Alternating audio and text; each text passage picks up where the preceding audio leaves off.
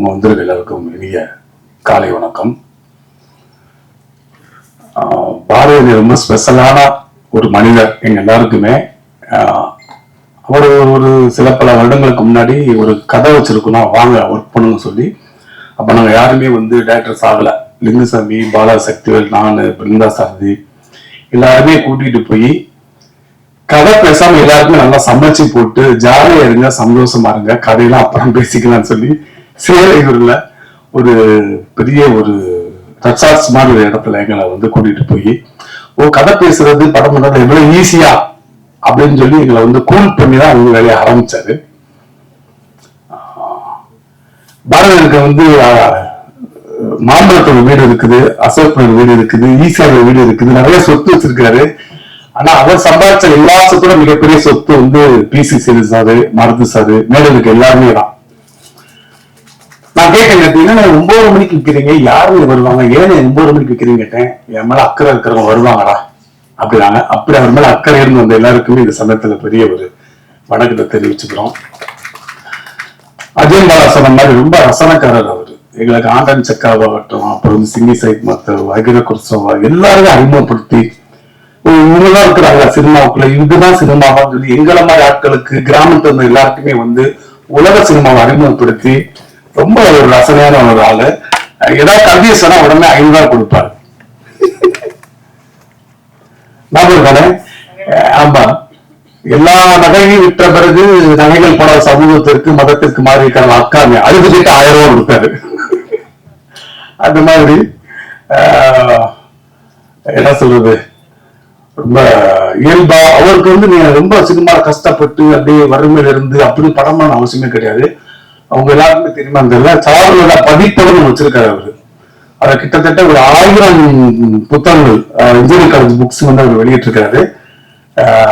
அண்ணன் கல்லூரிக்கே போகாத ஒருத்தர் கல்லூரியில் படிக்கிற மாணவர்களுக்காக ஒரு 1000 புக்கு வெளியிட்டிருக்க சார்லோட பதிப்பகம் கிட்டத்தட்ட பல கோடி ரூபாய் டெவலப் பண்ணிட்டு இருக்கு. அதுவே ஒரு மிகப்பெரிய வெற்றி.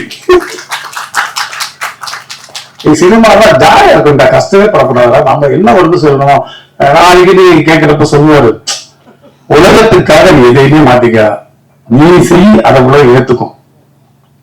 ரொம்ப ஜாலியா இருப்பாரு. எதுவுமே அந்த ஒரு அடிப்படையில் தான் ட்ரீம்களை உருவாக்கி இருக்கிறாரு. பார்த்தாலே தெரியுது. என்னோட பேசினாங்க ஈவினிங், நீ ஒரு கதை இருக்குடா, ட்ரீம்கள் இருக்குடா, ஷூட்டிங் போனோம் அப்படின்னாரு. எந்த மாசம் போறேன், நாளை காலையில போறேன். ஒரு வரி கதையோட ஒரு நம்பிக்கையோட கிளம்பி போய் இன்னைக்கு முன்னாடி அழகான ஒரு ட்ரீம்கள் ரொம்ப ஒரு சக்சஸ்ஃபுல் படமா வந்திருக்குது. லாஸ்ட்ல ஃபுட்டேஜ் எல்லாம் பார்த்தா ரொம்ப யூத்ஃபுல்லா வந்திருக்குது. அண்ணன் எல்லாருமே நீண்ட நாள் நண்பனாரு. அவர் இப்ப பீட்டா குழந்தைகளுக்கும் கதை வச்சிருக்கிறாரு, எடுப்பாரு நான் சொல்லிக்கிறேன். அவர்களுடைய வாழ்த்துக்கள். நன்றி. மீடியா எல்லாருக்கும் வணக்கம். இந்த ஸ்டேஜ்ல ஷேர் பண்றதே எனக்கு ரொம்ப ஒரு பிரஸ்டேஜா ஃபீல் ஆகுது. ஏன்னா பிசி ஸ்ரீராம் சார் வந்திருக்காரு. அவர் எவ்வளவு பெரிய லெஜெண்ட்னு எல்லாருக்குமே தெரியும் சினிமா இண்டஸ்ட்ரியில. அவர் கூட ஸ்டேஜ் ஷேர் பண்றது எனக்கு ரொம்ப ஹாப்பியா ஃபீல் ஆகுது. தேங்க்யூ சோ மச் சார், நீங்க இந்த ஈவெண்ட்டுக்கு வந்ததுக்கு. அண்ட் இங்க வசந்த பாலன் டைரக்டர் சார் எல்லாருக்குமே ரொம்ப நன்றி. அண்ட் எனக்கு இந்த மூவில கேஸ்ட் பண்ணது சாலமன் சார் தான். சார் தான் ஃபர்ஸ்ட் எனக்கு கால் பண்ணிட்டு இந்த மாதிரி ஒரு ப்ராஜெக்ட் இருக்கா ஹிஷா, நீங்க பாருங்க ஆஃபீஸ்ன்னு சொல்லி. அப்பதான் ஃபர்ஸ்ட் டைம் நான் பாரதி சார் மீட் பண்ணேன். அண்ட் பாரதி சார் பார்த்தோன்னே ஓகே எனக்கு ஃபிக்ஸ் ஆயிடுச்சு, நீங்க தான் என்னோட ட்ரீம் கேர்ள் அப்படின்னு சொல்லிட்டு ப்ராஜெக்ட் ஸ்டார்ட் பண்ணோம். அண்ட் லைக் 20-25 டேஸ்ல ஷூட் பண்ணோம். அண்ட் இப்போ அவுட்புட் பார்க்கும் போது ரொம்ப ஹாப்பியா இருக்கு. பிகாஸ் ஒரு ஃப்ரேம்ஸும் அவ்வளவு அழகா இருக்கு. சாலமன் சார், நீங்க done great job. Like thank you so much. நாங்க இவ்வளோ அழகா இருக்கும்னு சொல்லி எங்களுக்கு இப்பதான் தெரியுது ஸ்கிரீன்ல பார்க்கும் போது. அண்ட் ஹேமந்த் சார் எல்லாருக்கும் ரொம்ப தேங்க்ஸ் இந்த ப்ராஜெக்ட்ல ஒர்க் பண்ணதுக்கு. அண்ட் லைக் எங்க கூட ஒர்க் பண்ண co actors like Prabhu and Jeeva எல்லாருக்குமே ஒரு பெரிய தேங்க்ஸ். லைக் ஒரு ஃபேமிலி மாதிரி தான் ஒரு 15-20 டேஸ் இருந்துச்சு. ரொம்ப ஜாலியா ஷூட் போச்சு. அண்ட் கரெக்டா 6 ஆயிடுச்சுன்னா பேக்கப் பண்ணிடுவாரு சார். ஸோ அது எல்லா ஆக்டர்ஸ்க்கும் ரொம்ப ஹாப்பியா இருக்கணும். And then thank you so much. இவங்க எல்லாமே இந்த செட்ல அவங்க வந்தாலே அவ்வளவு கலகலன்னு இருக்கும், அவ்வளவு ஜாலியா இருக்கும். And like thank you so much for like I am like so pleasure to have a screen space with you. Thank you and thank you so much. திரையுலகினுடைய legends PC sir, Marudhu sir மற்றும் உள்ள என்னுடைய நண்பன் வசந்த பாலன், அந்த பெரியசாமி, இவங்க roommates மற்றும் உள்ள அனைவருக்கும், எதிரில் இருக்கிற பத்திரிகை ஊடக நண்பர்கள், பாரதி சாருடைய ஃப்ரெண்ட்ஸ், உங்க எல்லாருக்கும் என்னுடைய வணக்கம்.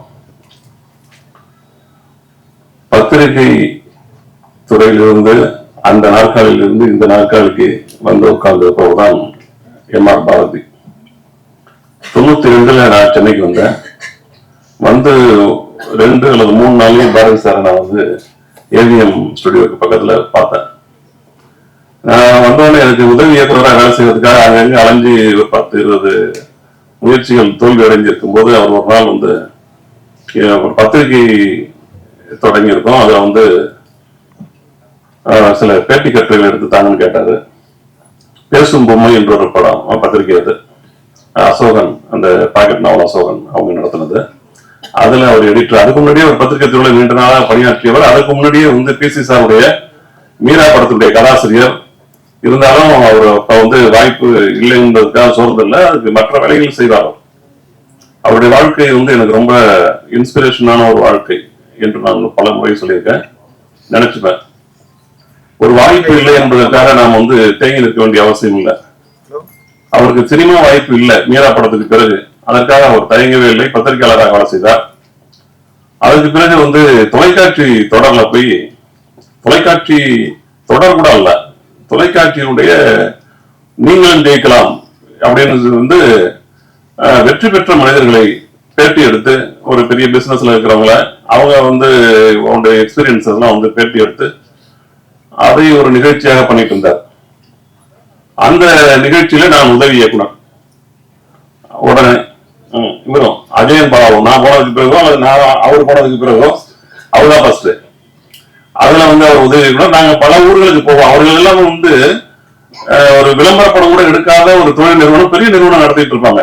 அவர்களை பேட்டி எடுப்போம். அவர்களுடைய கடையோ அல்லது நிறுவனத்தினுடைய சில ப்ராடக்ட்ஸையோ பேட்டி எடுக்கும் போதே ஷூட் பண்ணி அதை ஒரு விளம்பர படமாக எடுத்து அவர்களுடைய பேட்டியும் கலந்து ஒரு மிக மலிவான விலையில 20,000 50,000 அந்த மாதிரி லெவல்ல வந்து அது பேட்டியாக வெளியிடுவார்.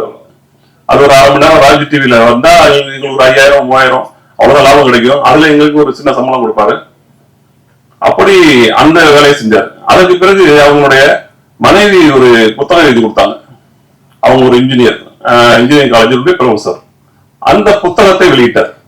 அந்த ஒரு புத்தகத்தை எடுத்துக்கொண்டு நாங்கள் வந்து சென்னையில் இருக்கிற எல்லா இன்ஜினியரிங் காலேஜுக்கும் போயிருக்கோம். 2 வீலர் எடுத்துக்கிட்டு ஒரு 10-20 இன்ஜினியரிங் காலேஜஸ்க்கு நல்ல வெயில்ல வேர்க்க போயிட்டு திரும்பி அங்க போய் அங்க இருக்கிற அதாவது அந்த புத்தகத்தை பாடத்திட்டத்துல வந்து ரெக்கமெண்ட் பண்றதுக்கு அங்க இருக்கிற ப்ரொஃபசர்ஸ்க்கு அந்த புத்தகத்தை கொடுத்துட்டு வருவார் போய். அப்படி அந்த புத்தகத்தை அவர்கள் படித்து மாணவர்களுக்கு இன்ட்ரோடியூஸ் பண்ண ஒரே ஒரு புத்தகம்.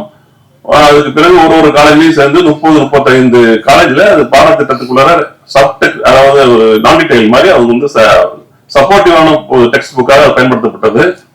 அந்த புத்தகத்துக்கு பிறகு இன்ஜினியரிங் காலேஜினுடைய ப்ரொஃபசர்ஸ்ட கான்டாக்ட் எடுத்து அதன் மூலமாக 4-5 புத்தகம் வெளியிட்டாரு. இன்றைக்கு நந்தா பெரியசாமி சொன்னதை போல 1000 புத்தகத்துக்கு மேல சாருலதா பப்ளிகேஷன்ஸ்ல புத்தகம் வெளியிட்டிருக்காரு. அது இந்தியாவில் இருக்கிற அனைத்து இன்ஜினியரிங் காலேஜ் ஸ்டூடெண்ட்ஸுக்கும் MBA ஸ்டூடெண்ட்ஸுக்கும் பாடத்திட்டத்துல வைக்கிற அளவுக்கு அது முக்கியமான ஒரு பதிப்பகமாக இன்றைக்கு வளர்ந்திருக்கு. அந்த பதிப்பகத்தினுடைய பெயர் சாருலதா பப்ளிகேஷன்ஸ். சென்னைக்கு வந்து முதல் 2 நாள் மீட் பண்ணோம் இல்லையா, அன்னைக்கு அவரோட பேசிட்டு இருக்கும்போது உங்களுக்கு பிடித்த படங்கள் என்னன்னு கேட்டாரு. நான் 3ஆம் வரை அப்படின்னு சொன்னேன். அவரோட அந்த ஒரு வார்த்தையை அவரோட நான் இணக்கம் கொள்வதற்கு அவருக்கு ரொம்ப போதுமானதாக இருந்தது. அப்ப அவர் வந்து அவர் உடனே வந்து சில படங்கள் பத்தி பேச ஆரம்பிச்சார். பாரதி வந்து ஒரு ஆல்மோஸ்ட் 45 to 40 அவங்க சென்னைக்கு வந்தது காலத்துல இருந்து தெரியும் பாரதிய. எல்லாவற்றையும் விட அதே காலகட்டத்துல எனக்கு இருந்து அறிமுகமான நண்பர்கள் எல்லோரும் இந்த நிகழ்ச்சியில விழாவில் இருக்கிறாங்க. அதுதான் எனக்கு பெரிய சந்தோஷம். மற்றபடி பாரதிக்கும் பாரதியோடு சேர்ந்து இயங்கி இருக்கிற இந்த குழுவுக்கும் என்னுடைய நல்வாழ்த்தை சொல்லிக் கொள்கிறேன். உங்கள் சார்பாகவும் என் சார்பாகவும் நல்வாழ்த்தை சொல்லிக் கொள்கிறேன். நன்றி. இனிய காலை வணக்கம். எப்படியோ மேடையில வந்து மீரா அப்படிங்கிற படத்துல இருந்து இந்த மேடையில பேச்சு ஸ்டார்ட் ஆச்சு. இந்த மீரா படத்துல நான் ஒரு உதவி எடிட்டரா நான் வேலை பார்த்த காலத்துல வந்து பிசி சார் வந்து லெனின் விபிஜன் சார்ட்ட வந்துட்டு போயிட்டு இருப்பாங்க. அந்த விஷுவல்ஸ அந்த ரஷ்ஷ முன்ன பின்ன நான் பார்த்துக்கிட்டே இருந்திருக்கேன். அப்படி ஒரு மேதை ஆக்சுவலா எப்படி இசைஞானி அவர்களை வந்து நம்ம கொண்டாடுறோமோ அதுக்கு எந்த விதத்திலும் குறைவில்லாத இந்தியாவின் ஒரு மகத்தான ஒளிப்பதிவு மேடைனா வந்து பிசி சாரை சொல்லலாம். பிசார் படங்கள் பார்த்த பிறகுதான் வீடு இவ்வளவு அழகா அப்படின்னு மௌனராகத்துல தெரிஞ்சு. அதுக்கு முன்னாடி வரைக்கும் வீடு அழகுன்னு தெரிஞ்சது இல்ல, வீடு அவ்வளவு அழகா, ஒரு காட்டன் புடவை அவ்வளவு அழகா அப்படின்னு தெரிஞ்ச படம் வந்து மௌனராகம். நான் வந்து கமலா தேட்டர்ல திருடா படம் பார்த்துட்டு இருந்தேன். அது வந்து தீ தீ தித்திக்கும் தீ அப்படின்னு ஒரு பாட்டு. நம்ம ஊர்ல இருக்கிற மியூசியம் இவ்வளவு அழகா அப்படின்னு அந்த பாட்டு வர்றப்போ ஒரு கட்டத்துல அந்த லைட் எல்லாம் ஆஃப் ஆகி திருப்பி ஆன் ஆகும். மொத்த தேட்டரும் கமலா தேட்டர்ல கைதட்டி குமிச்சிச்சு. ஒரு வசனத்துக்கு கிடைக்காத கைதட்டு, ஒரு நடிப்பு, எல்லாத்தையும் தாண்டி ஒரு ஒளிப்பதிவுக்கு ஒரு மொத்த திரையரங்கமும் கைதட்டி மகிழ்ந்துச்சுன்னா, வெறும் ஒரு லைட்ல ஒருத்தன் கவிதை சொல்றான், ஒரு மேஜிக் பண்றாருன்னா அந்த பாட்டை வந்து நான் திருப்பி அடுத்த நாள் மறுபடியும் பாக்குறேன், அதே இடத்துல கைதட்டு விடுது. ஒளிப்பதிவுக்கு ஒரு கைதட்ட ஒருத்தர் வாங்கி தந்துட முடியும்னா அதுக்கு பிறகு கூர்மையா ஒரு படங்களை பார்க்க ஆரம்பிச்சா, அப்ப நாயகன்ல பார்த்தா மெதுவா நாயகன் வளர வளர வளர வளர ஆஃப் லைட்ல இருக்க நாயகன் அப்படியே கொஞ்சம் கொஞ்சம் கொஞ்சம் கொஞ்சம் கொஞ்சமா அவர் மரணமாக இருக்க ஒரு பிரைட் லைட்ல இறந்து போவார்.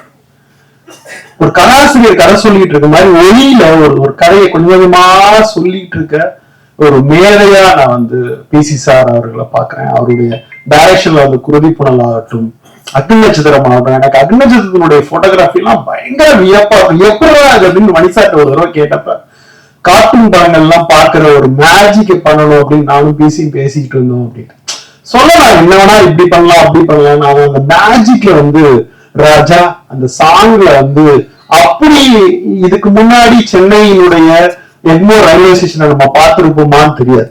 அவ்வளவு அற்புதமா வீட்டுல இருக்க வெங்கல தட்டு கூட வெங்கல பானை கூட மின்ற ஒரு அழக வந்து திரையில காமிச்சது. அப்ப 35mm வெறும் ப்ராசஸிங், வெறும் பிலிம், வெறும் லேபு, இன்னைக்கு இருக்கிற டிஏ கிடையாது, எதுவும் கிடையாது. அதை வச்சுக்கிட்டு ஒரு பெரிய மேஜிக்கை பண்ண ஒரு மகத்தான ஒரு ஒளிப்பதிவு மேடையாக நினைக்கிறேன். தமிழ் சினிமா கொண்டாட வேண்டிய ஒரு மேடை. அவர்கிட்ட வர அஸ்டன்ஸுக்கு நான் பண்ணல அந்த படம் நீ பண்ணிக்கோ அப்படின்னு மொத்த இந்தியாவினுடைய மகத்தான ஒளிப்பதிவாளர்கள் யார்கிட்ட வந்திருக்கிறாங்கன்னா பிசி ஸ்ரீராம்ங்கிற ஒரு மாபெரும் மேடைகள் வந்திருக்கிறாரு. இன்னும் இன்னும் இன்னும் இன்னும் தமிழ் சினிமா அவரை கொண்டாட வேண்டிய மிக பெரிதாக கொண்டாட வேண்டிய ஒரு காலகட்டத்தில் இருக்கிறோம். நான் எப்பயுமே மேடை அவரோட ஷேர் பண்ணதில்லை. இந்த நேரத்துல மேடையை நான் அவரோட ஷேர் பண்றத நினைக்கிறப்ப எனக்கு ரொம்ப மகிழ்ச்சியா இருக்கு. ஒரு மாபெரும் மேடையின் கரங்களில் தமிழ் சினிமா இன்னும் மகிழ்ச்சியோடு அந்த விஷுவல்ஸ் அலிபாய் ஆகட்டும், ஓகே கம்பெனி ஆகட்டும், அவர் சீனிக்கம் பண்றப்ப இருந்ததாகட்டும், தேவமான்ல கமல் சாரும் அப்படி சிவாஜி சாரும் இருக்கிறப்ப அப்படி பார்த்தா அப்படி ஒரு பொலிட்டிக் பெயிண்டிங் மாதிரி வரைகிறதாகட்டும் அப்படின்னு பிசி சார் இருக்கிற மேடையில் இருப்பதை நினைத்து மிகவும் மகிழ்கிறேன், வணங்குகிறேன். திரையுலகம் அவருக்கு ஒரு மாபெரும் பாராட்டு விழாவை சரியாக ஒரு ஒளிப்பதிவை கொண்டு சேர்க்க வேண்டிய அடுத்த தலைமுறைக்கு செய்கிற வேலை. ஏன்னா இன்னைக்கு வந்து மொபைல்ல யாரு வேணா போட்டோ எடுக்கலாம், யாரு வேணா என்ன செய்யலாம் அப்படின்னு மாறுற ஒரு காலத்துல 80களில் இருந்து அந்த மேஜிக்கை செஞ்சு கொண்டிருக்கிற ஒருவரை நாம் கொண்டாட வேண்டிய காலத்தில் இருக்கிறோம். விரைவில் அப்படி ஒரு கொண்டாட்டத்திற்கு தமிழ் திரையுலகம் தயாராக வேண்டும் என்கிற ஒரு அன்பு வேண்டுகோளை இந்த மேடையில் நான் வைக்க விரும்புகிறேன். அடுத்து வந்து பல விஷுவல் கம்பெனியின் காலேஜுக்கு போவேன். அங்க இருக்கிற முதல்வர்கள்லாம் பார்த்தாங்கன்னா அவங்களுக்கு திரைப்படம் சம்பந்தமாவோ கலை சம்பந்தமாவோ லிட்ரேச்சர் சம்பந்தமாவோ எந்த விருப்பமும் இருக்காது. சார் மாசத்துக்கு யாராவது ஒரு விஐபி கூப்பிட்டு மீட்டிங் வைக்கணும் சார் அப்படின்பாங்க. இப்படிதான் எம்ஜிஆர் தலைவர்கள் இருந்த ஒரு காலகட்டத்தில் கலை மீதும் ஓவியம் மீதும் நவீனம் மீதும் மிகப்பெரிய காதல் கொண்ட மது சார் வந்து திரைப்பட கல்லூரிக்கு நுழைந்தது என்பது மாபெரும் சாதனை. அவங்க புது வெட்ட கூட ஆள் இல்லை. இப்பதான் வெளியே கேட்டேன், 10 கோடி ரூபாய் வந்த பிறகு எம்ஜிஆர் மெடிக்கல் காலேஜ் திரைப்பட கல்லூரிக்கு சாங்ஷன் ஆயிருக்கு அப்படின்னு தகவல் சொன்னாரு. ரொம்ப மகிழ்ச்சியா இருந்துச்சு. ஆனா அங்கிருந்து வந்த திரைப்பட கல்லூரிலாம் பொது விசாரணையிலிருந்து ஊழலிலிருந்து தமிழ் சினிமாவை மலர்ச்சி ஏற்படுத்துகிற அந்த உலகம் வந்துச்சு. அது அப்படியே மண்டி போய் கிடந்துச்சு. அப்படியே புதர் மண்டி போய் கிடந்த ஒரு இடத்துல போய் ஒளி மாதிரி இருக்கிற மருந்து சார் அங்க போய் அப்படியே உட்கார்ந்து பாக்குறப்ப ரொம்ப சந்தோஷமா இருக்கு. ஒரு திரைத்துறைக்கான திரை மாணவர்களுக்கான ஒரு ஒளிமயமான ஒரு காலம் அந்த எம்ஜிஆர் பிலிம் இன்ஸ்டிடியூட்டுக்கு வந்திருக்கு அப்படின்னு நான் ரொம்ப ஆழமா நம்புறேன். பெர்சனலாவும் என்னோட எல்லா படங்கள் சம்பந்தமா அவர் எப்பவுமே பேசிட்டே இருப்பார். எனக்கு அங்காடி படத்தினுடைய லோகோ வரைஞ்சு கொடுக்கணும், எளிமையான படம் அப்படின்னு கேட்டேன். அந்த அங்காடி டைட்டிலுடைய லோகோவை ஜஸ்ட் 2 செகண்ட்ஸ்ல என் கையில வரைஞ்சு வச்சுக்கோ பாலன் அப்படின்னு சொல்ற அளவுக்கு எனக்கும் அவருக்குமான உறவு இருக்கிறது. சோ அவரையும் இந்த மேடையில் நான் ஷேர் பண்றது நினைச்சு மிக மகிழ்வோடு இருக்கிறேன். ரொம்ப ஆரோக்கியமான கலையின் உச்சகட்டமான 2 மேடைகள் இருக்கிற ஒரு மேடை அப்படின்னு நான் நினைக்கிறேன். சோ இவர்கள் எல்லாம் இந்த மேடைக்கு அழைத்து வந்து எம்.ஆர். பாரதி அவர்கள் பிருந்தாசாரி மூலியமா தான் எனக்கு ரொம்ப காலத்துக்கு முன்னாடி தெரியும். ஸோ இந்த விஷுவல்ஸ் எல்லாமே பார்க்கறப்ப ஒரு இளமை ததும்பும் ஒரு படமாக இருக்கிறது.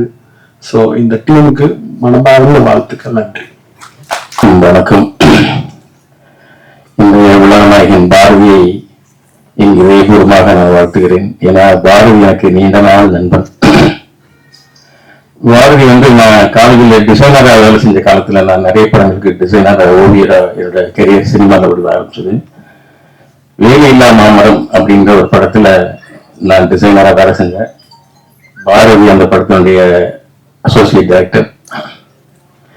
அது ஏறக்குறைய என்னுடைய கல்லூரி நாட்கள் காலேஜில் படிக்கும்போது ஒர்க் பண்ணிட்டு இருந்தேன். அந்த ஃபிலிம்ஸ் எல்லாம் 3 வரை அந்த நாட்கள் டார்லிங் டார்லிங் டார்லிங், வேலையில்லா மாமரம், இந்த மாதிரி. ஸோ எங்களுடைய நட்பு அதிலிருந்து தொடர்ந்தது. பாரதியோட அஸ்திவாரம், சினிமாவுடைய அஸ்திவாரம்னாலே எழுத்து தான். அந்த அஸ்திவாரத்தை பிடித்துக் கொண்டுதான் இந்த பாரதி நின்று இந்த ட்ரீம் கேர்ள் வரைக்கும் நடந்து வந்திருக்காரு. எனக்கு ரொம்ப பிடிச்ச விஷயம் என்னன்னா, பாரதி வீட்டுல எப்போதும் புத்தகம் இருக்கும். அந்த காலத்திலேயே நான் வீட்டுக்கு பாரதி வீட்டுக்கு அடிக்கடி போவேன். பாரதியோட அம்மா நல்லா மீன் குழம்பு வச்சு கொடுப்பாங்க. நிறைய ரஷ்யன் நாவல்ஸ் நாங்க திருப்பி திருப்பி திருப்பி பாரதி வீட்டுல பலமுறை படிச்சிருக்கேன். என்னோட புத்தக அறிவுங்கிறது ஆரம்பிச்ச காலங்கிறது இது பாரதியோட தான். அந்த பாரதி எனக்கு மட்டும் இல்ல, பல பேருக்கு இந்த புத்தக அறிவை கொடுத்திருக்கார். சினிமாவில் அறிவு எழுத்துங்கிறது ரொம்ப அத்தியாவசியம். அது இன்னைக்கு ரொம்ப இல்லாதனால்தான் தமிழ் சினிமா ரொம்ப சீர்கிட்டு போயிருக்கு. இன்னைக்கு புத்தகங்கள் யாரும் படிக்கிறது இல்லை. ஆனா புத்தகத்தையும் எழுத்தையுமே தன்னுடைய ஆயுதமாக வச்சு இன்னைக்கு மிகப்பெரிய வெற்றியை அடைய போகிற இந்த பாரதிக்கு என்னுடைய வாழ்த்துக்கள். ஏன்னா இது ட்ரீம் கேர்ள் என்னோட படத்து டைட்டில் இருக்குது. எனக்கு கொஞ்சம் புறாமையான இருக்கு. முன்னாடியே சொல்லியிருந்தா நானே கூட வாங்கி ரொம்ப அருமையான டைட்டில். நான் படம் பார்த்தேன். ரொம்ப பொய்டிக்கா, ரொம்ப அழகா இளமையா பண்ணியிருக்காரு பாரதி.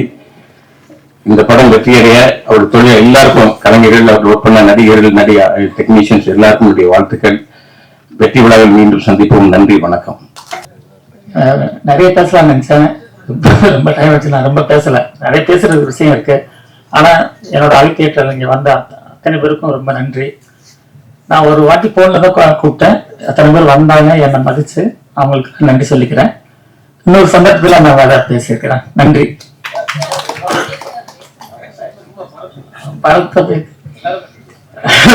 இது காமெடி என்னன்னா, அதாவது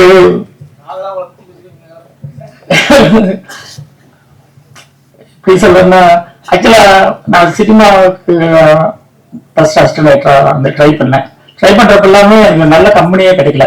ஃபர்ஸ்ட் வேலையில்லா மாமரம், நூலர்ந்த பட்டம், காவிரி கரங்கள், இந்த மாதிரி சின்ன சின்ன உப்பா படம்னு சொல்லுவாங்க. அந்த மாதிரி படங்கள் தான் கிடைச்சது. எனக்கு அசிஸ்டன்ட் வாய்ப்பு சரியாவே கிடைக்கல. ஒரே ஒரு படம் நெஞ்சமலாம் மையன், அதுலதான் மோகன், ராதா, பூர்ணிமாச்சாரம் நடிச்ச படம். அந்த ஒரு படம் அசிஸ்டன்ட் ஒழுங்கான படம் வாய்ப்பு கிடைச்சது. அப்ப கூட கஷ்டம். நான் சென்னையில் தனியா சாப்பாட்டுக்கு தங்குற இடத்துக்கெல்லாம் கஷ்டப்பட்டு இருந்தேன். அதுக்கு ரொம்ப கஷ்டமா இருக்கு. சரி என்ன பண்ணலாம் அப்படின்ட்டு அப்புறம் பத்திரிகையில போய் சேர்ந்தேன். அதுக்கு பாவச்சந்திரன் ஒரு முக்கியமான காரணம். அப்புறம் பத்திரிகை சேர்ந்தோம்னா கொஞ்சம் கம்ஃபர்டபுளா சென்னை வாழ்க்கையே எனக்கு ஒரு வசதியாச்சு. அந்த பத்திரிகை துறையில் ஒரு 4-5 வருஷம் இருந்தேன். அப்ப இருக்கிறப்ப சினிமா ஆர்வம் இல்ல. அப்ப பிலிம்ஸ்ல இருந்து படம் பார்க்கறது, உலக சினிமா பார்க்கறது, நிறைய புத்தகங்கள் படிக்கிறது, சினிமா பத்தியே சிந்திச்சுட்டு இருப்பேன். ஆனா பத்திரிகை எழுதிட்டு இருந்தேன். அப்பதான் எனக்கு முதல் சினிமாவில் அங்கீகாரம் கொடுத்தது வந்து பி.சி. ஸ்ரீராம். அவர் தான் எனக்கு அவரோட டைரக்ஷன்ல மீரா படத்துக்கு கதை வசனம் கொடுத்தாரு.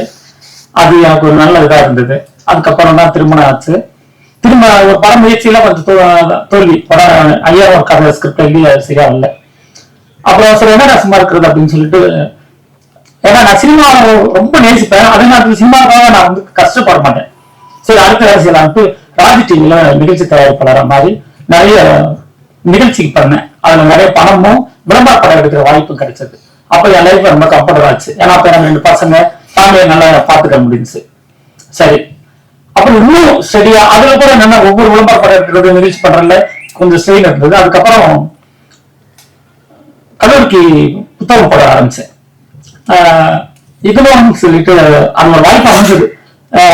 ஒரு சார் சொன்னார், இந்திரா காந்தி ஓப்பன் யூனிவர்சிட்டி அது வந்து என்னன்னா MBA படிப்பாங்க இந்தியா முழுக்க ஒரே சிலபஸ்ல. அதுக்கு வந்து நான் கொஸ்டின் பேப்பர் போட்டு கொஸ்டின் அண்ட் ஆன்சர் சின்னதா புக்கு 40 ரூபாய்க்கு குட்டி புக்கு போட்டு சவுத் இந்தியா முழுக்க அந்த இது நடக்கிற கல்லூரி வகுப்பு நடக்கிற இடத்துல போய் வெளியே வச்சு வித்து அது பயங்கர வெற்றி அடைய செம்ம சக்சஸ் ஆச்சு. இந்தியா முழுக்க அந்த புக்கு போச்சு. அதுக்கப்புறம் இன்ஜினியரிங் புக்கு போட்டேன். இந்த 26 வருஷமா சார்லதா பப்ளிகேஷன் நடத்துறேன். ரொம்ப சக்சஸ்ஃபுல்லா கம்ஃபர்டபுளா இருக்கேன். ஆனா சினிமா எனக்கு கருத்துக்கா இருக்கும்ல. அப்ப அர்ச்சனா வந்து எனக்கு நம்ம ஃப்ரெண்டு. நாங்க 2 பேரும் எப்ப நாங்க 2 பேரும் பேசுறாலும் சினிமா பத்தி பேசுவோம். சினிமா பேசிட்டே இருப்போம். நைட்டு 11 மணி 12 1 மணி அவ்வளவு சினிமா பேசுவோம். அப்பதான் சரி அவங்களுக்கு தோணுச்சு. நான் ஒரு கதை சொன்னேன், இப்படி ஒரு பண்ணலான்னு. அந்த ஐயா குளம் 2 வந்து அர்ச்சனா தயாரிச்சாங்க. அவங்க கால் பார்க்கணும். ஆனா அவங்க இன்னும் பணத்தை பாரோ பண்ணி கடன் வாங்கி பண்ணலாம்னு திட்டம் போடுறப்ப நான் பயந்துட்டேன். ஐயோ நம்மளால அவங்க இதை கஷ்டப்படக்கூடாதுன்னு. சரி ரேவதி அப்ப ஃப்ரெண்டு, ரேவதி டேரக்டர் போடு, உனக்கு சேஃப், நீ நினைக்கிற இந்த கதையும் நடிக்கலாம், ரேவதி டேரக்டர் போடுற அப்படின்னு சொன்னேன். ஆனா அவங்க உறுதியா இல்ல அது நீ தான் ஃபீல் பண்ணி ஒன்னாலதான் ஃபீல் பண்ணி எடுக்க முடியும் அப்படின்னு சொல்லி சரி முடிஞ்ச வரைக்கும் சிக்கமா இருக்கு பிளான் பண்ணி அது 12 நாள்ல அந்த படத்தை எடுத்து முடிச்சேன். சின்ன பட்ஜெட்ல தான் அந்த படம் அவ்வளவு ஒரு நல்ல எனக்கு பேரு. இப்ப கூட யூடியூப்ல இருக்கு 2 மில்லியன் மேல அந்த படம் பார்த்திருக்காங்க, நல்ல ரிவ்யூ போட்டிருக்காங்க. அது சந்தோஷம். அப்புறம் என்ன சும்மா இருக்கு சும்மா படம் பண்ணணும். அப்புறம் என்ன பண்ண, சரி படம் பண்ணலாம், இந்த டீம்களுக்கு ஒரு 4 சீன் எடுத்து பார்ப்போம் ஒரு பார்க்கல அப்படின்னு சொல்லிட்டு சாரண்ணா கூப்பிட்டு ஒரு 4 சீன் நீங்க எடுக்கலாம். அவன் என்ன சொன்னா, அவன் ஊட்டி சார் அந்த 4 சீன் ஊட்டியில போயிட்டுக்கலாம் சார். செம்மொழி பூங்கால வந்து அவன் கேட்டா 30,000 படம் கேட்டேன். இந்த 30,000 ஊட்டியில போய் எடுத்துலாம்னு சொன்னான். 4 சீன் எடுக்கலான்னு தான் போனேன். அப்படியே ஒரு பிளான் பண்ணி அங்க ஒரு 16 நாள்ல அந்த படத்தை எடுத்து வச்சேன். அப்ப அந்த ஸ்கிரிப்ட் கூட எனக்கு ரொம்ப சப்போர்ட் இருந்தது வந்து ஹேமந்த். நைட்டு எல்லாம் இது எடுக்கலாம்னா காலையில் சீன் எழுதி கொடுப்போம். அப்படி அழகாக வந்து அந்த படத்தை சிம்பிளா எடுத்து முடிச்சா எனக்கு சந்தோஷம். அப்புறம் இந்த நேரத்தில் நான் சொல்லிக்கிறது என்னன்னா, சினிமாவுக்காக கஷ்டப்படுறவங்க நிறைய பேர் பண்றாங்க, அது எனக்கு பிடிக்கும். பிரேக் பண்ணுங்க. அமெரிக்கால எப்படின்னா ஒரு பையன் நல்லா படிக்கலன்னா 1 வருஷம் பிரேக் பண்ணி விட்டுருவாங்க. அந்த 1 வருஷம் பிரேக் பண்ணி சுத்துறதுல அடுத்து அவங்க சினிமா அவன் இன்ட்ரெஸ்ட் வந்துடும். நீங்க சினிமா வாய்ப்பு கிடைக்கலன்னா என்ன பண்ணணும்னா அதை கட் பண்ணிட்டு போயிருங்க. நான் நிறைய பேர் பத்திரிகைல இருந்து நிறைய வேலை பார்த்திருக்கேன். ஆனா சினிமா எனக்குள்ள இருந்துட்டே இருக்கு. இப்ப நான் இப்ப என்ன நினைச்சத இப்ப அடுத்த படம் கூட எடுத்து முடிச்சிருக்கேன், சைக்கிள் கேப்னு. அதுக்கு அடுத்த படத்துக்கு எனக்கு ஷூட்டிங் ரெடியா இருக்கேன். அதனால எப்பனாலும் எடுக்க முடியும். நீங்க நம்பணும். இப்ப நான் 40 வருஷமா ட்ரை பண்ணேன். ஆனா இப்ப என்னால கண்டினியூஸா படம் எடுக்க வாய்ப்பு எனக்கு உருவாயிருக்கு. அது முக்கியம் என்னன்னா சின்ன பட்ஜெட் எடுக்கிறது எப்படின்றதுதான் ரொம்ப இம்பார்ட்டன்ட். அந்த பிளானிங் எனக்கு ஒண்ணுமே இல்லை. 4 சீன் எடுக்க படத்தை எடுத்திருந்தேன்னா ஒரு ஐடியா தான். அப்புறம் என்னன்னா சிக்கனமா எப்படி எடுக்கிறத பத்தி எனக்கு நிறைய ஐடியா இருக்கு. நான் அப்படிதான் எடுப்பேன் எப்பயுமே. செலவு இல்லாம அது பிளான் பண்ணலாம். அது ஸ்கிரிப்ட் தான். அந்த ஐடியா தான் ரொம்ப முக்கியம். நிறைய செலவு பண்ண வேண்டாம். ஏன்னா கொஞ்சமா செலவு பண்ணா ஒருவேளை படம் டார்கெட் கூட பாதிப்பு வராது. அதுதான் நான் சொல்றேன். இவ்வளவுதான் சொல்லணும்னு நினைக்கிறேன். போதும். தேங்க்யூ. அனைவருக்கும் காலை வணக்கம். இருக்கிறவங்க என் நண்பர்கள், வெகு நாளான நண்பர்கள். என்ன சந்தோஷமா இருக்கு எனக்கு. பாரதியை பத்தி இவ்வளவு பேர் புகழ்ந்து பேசும்போது எனக்கு தீராவே ரொம்ப மயக்குச்சரியமா இருக்கு. எங்க நட்பு ரொம்ப வருஷம் நட்பு. அது பல கதைகள் சொல்லலாம் நட்புல. பாரதி கல்யாணத்துக்கு நான் தான் இது பண்ணேன். இல்லை ஃபர்ஸ்ட் டைம் நான் ஆடியோ ஃபங்க்ஷனே இதான் ஃபர்ஸ்ட் டைம் வரேன். பல மீட்டிங் வந்திருக்கேன் நான், அது ஒரு ஆனா ஆடியோ லான்ச் பாரதி கூப்பிட்ட உடனே பாரதிக்கு நான் என்னைக்குமே நோ சொல்ல முடியாது இல்ல. ஆனா ரொம்ப சந்தோஷம், இவ்வளவு பேர் வந்து பாரதியோடைய குணங்களையும் அவருடைய இதை பத்தி பேசும்போது எல்லாரும் ஒரே கருத்தோட பேசிச்சு. அது வந்து அவர் உயர்ந்து நிற்கிறாரு பாரதி. அதான் உண்மை. அடுத்த பெரிய பட்ஜெட்ல பண்ண வேணாம் பாரதி, 500 கோடி 400 கோடி ஜோக் பண்ணியிருந்தேன், அதெல்லாம் பண்ணாதீங்க. இந்த படம் நல்லா வரணும்ன்றது எனக்கு ஆசை. நல்ல இயக்குனர் வந்துட்டீங்கன்னா அப்புறம் உங்களோட பல கதைகள் வச்சிருக்கீங்க. அன்னைக்கும் ஒரு கதை சொன்னோம், ஒரு கதைய நான் சும்மா சொல்லி விட்டேன், அவர் கதை திரைக்கதை எழுதிட்டாரு. அதை அது இன்ட்ரெஸ்டிங்கா பண்ணிருப்பாருன்னு என்ன தெரியும். ஆனா அது வந்து ரெகுலரா கிடையாது. பாருங்க, அது அடுத்தது புரியுங்க.